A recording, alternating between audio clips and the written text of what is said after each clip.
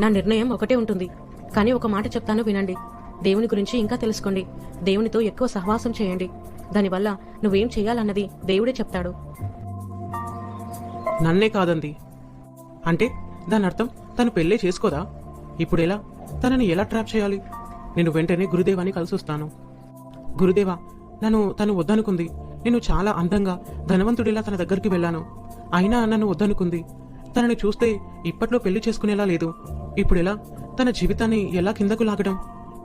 తను నిన్ను రిజెక్ట్ చేసింది నీ వేషధారణ ఇంకా నీ తొందరపాటు తనం వల్ల. నువ్వెందుకు టైం తీసుకోలేదు? తనకు పరిచయం అయ్యి చిన్నగా తన జీవితంలోకి వెళ్లాల్సింది. మరి ఇప్పుడు నేనేం చేయాలి? తనకు దేవుని బిడ్డ భర్తగా కావాలనుకుంటుంది. కాబట్టి నువ్వు వారి వలె ఉండు. దేవుని అందు ఎంతో భయము భక్తి ఉన్నవాడిలా నటించు. ఇంకా చూడు, తనే నీ వైపుకు పరిగెత్తుకుంటూ వస్తుంది. నిజంగా నువ్వెంతో తెలివైన వాడివి. వెళ్ళు, ఇదిగో నువ్వు తనలోకి వెళ్ళి నీ పని జరిగించు. Praise the lord.